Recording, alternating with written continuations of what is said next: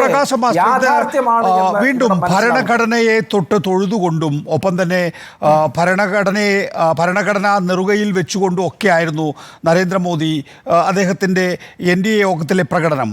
നോക്കൂ, ആ തരത്തിലുള്ള പ്രചരണം ഉണ്ടായിരുന്നല്ലോ. ഭരണഘടന മാറ്റുന്നതിനു വേണ്ടിയാണ് അബ് കി ബാർ 400 പാർ എന്ന മുദ്രാവാക്യം ഉയർത്തിയത്.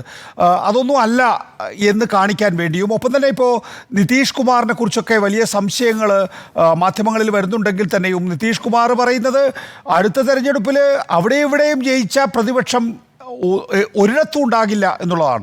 മാത്രമല്ല നരേന്ദ്രമോദി കൂട്ടിച്ചേർത്തിട്ടുള്ളത് രാജ്യം കണ്ട ഏറ്റവും ശക്തമായിട്ടുള്ള കൂട്ടുകക്ഷി സർക്കാരാണ് എന്നുള്ളതാണ്. മോദി സർക്കാർ എന്ന് ആവർത്തിക്കുകയല്ല ചെയ്യുന്നത്, NDA സർക്കാരിലേക്ക് നരേന്ദ്രമോദി പോയിരിക്കുന്നു. അതുകൊണ്ട് നേരത്തെ അഡ്വക്കേറ്റ് നാരായണ നമ്പൂതിരി ചൂണ്ടിക്കാണിച്ചതുപോലെ തന്നെ പഴയ മോദി ആയിരിക്കില്ല 3.0 എന്ന ഭരണകാലത്തെ നരേന്ദ്രമോദി.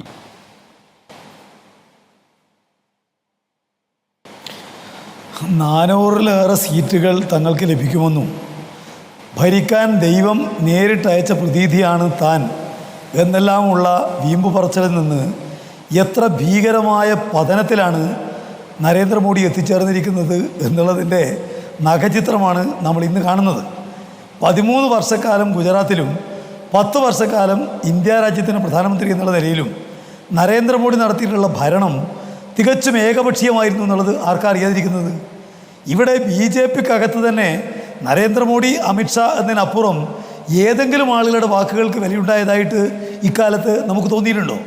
എന്ന് മാത്രമല്ല, രാജ്യത്തിൻ്റെ ചരിത്രത്തിൽ ഒരിക്കലും ഇല്ലാത്ത രൂപത്തിൽ രാജ്യത്തിൻ്റെ അടിസ്ഥാന രാഷ്ട്രീയ ഘടനയെ തകർക്കാനും പാർലമെൻ്ററി ജനാധിപത്യം, ഫെഡറലിസം, മതനിരപേക്ഷത ഇതിനെയെല്ലാം വെല്ലുവിളിക്കാനും രാജ്യത്തിലെ ഭരണഘടനയെ തന്നെ മാറ്റിമറിക്കാനുമുള്ള നീക്കത്തിൻ്റെ ഭാഗമായിട്ടാണല്ലോ 400 സീറ്റുകൾ തനിക്ക് എന്നുള്ള ഒരു വായ്ത്താരിയുമായിട്ട് നരേന്ദ്രമോദി രംഗത്തിറങ്ങിയത്.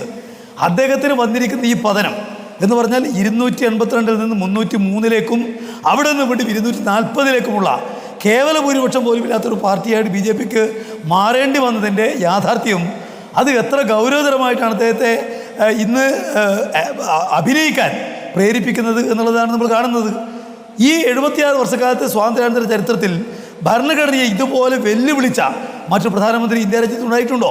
ഭരണഘടനാ സ്ഥാപനങ്ങളെ ഇതുപോലെ നെറുകെട്ട രൂപത്തിൽ ഉപയോഗിച്ച ഒരു പ്രധാനമന്ത്രി ഇന്ത്യയിൽ ഉണ്ടായിട്ടുണ്ടോ?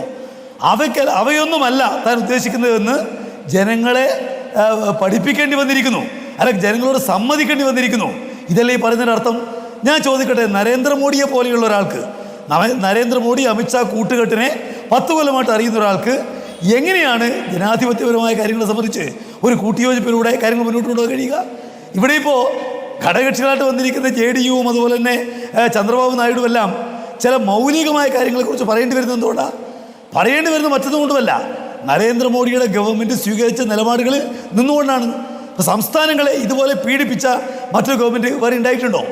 അതുപോലെ തന്നെ ഇവിടെ പ്രതിപക്ഷത്തെ തകർക്കാൻ ഇത്രയേറെ നിർലജ്ജമായിട്ട് ഭരണഘടനാ സ്ഥാപനങ്ങൾ ഉപയോഗിച്ചിട്ടുള്ള മറ്റൊരു ഗവൺമെൻറ് ഉണ്ടായിട്ടുണ്ടോ?